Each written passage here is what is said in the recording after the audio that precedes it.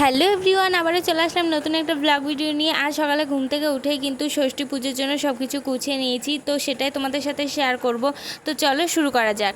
আর এগুলো নিয়ে ভাবছো যে আমি কোথায় যাচ্ছি? এগুলো নিয়ে যাচ্ছি ঘটি পুকুরে। হ্যাঁ, পুকুরটার নামই ছিল ঘটি, তাই ঘটি নিয়ে ঘটি পুকুরে যাচ্ছি।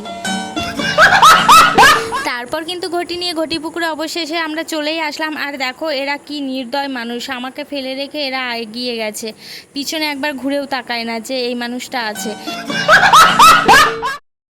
আরে আরে, তোমরা কি ভাবছো এই গাছপাতা নিয়ে আমি কি করছি? এই গাছপাতা নিয়ে আমি খেলা করছি না, এটা ছিল আমাদের পুজোর মধ্যে নিয়ম। তো এই নিয়মটা কার কার মধ্যে আছে অবশ্যই কিন্তু কমেন্টে জানিও। আর এই হচ্ছে সেই নির্দয় মানুষ যে আমাকে সেই দলের মধ্যে না নিয়ে ফেলে রেখে চলে আসছিল, তারই মধ্যে একজন।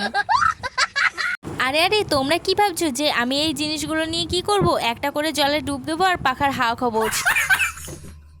হ্যাঁ হ্যাঁ, বুঝেছি, তোমরা ওটাই ভেবেছো তো। না, এটাও ছিল আমাদের মধ্যে নিয়ম। আর হ্যাঁ, এ দেখো আমাদের কিন্তু এখানে ঘটিতে জল ভরাও হয়ে গেছে। তো এখন আমরা গুটি গুটি পায়ে সবাই মিলে চলে যাব এই নির্দয় দলের সাথে, আমিও। আর এই হচ্ছে সেই বাচ্চা রমণী যে নির্দয় দলের সঙ্গে যোগ দিয়েছিল।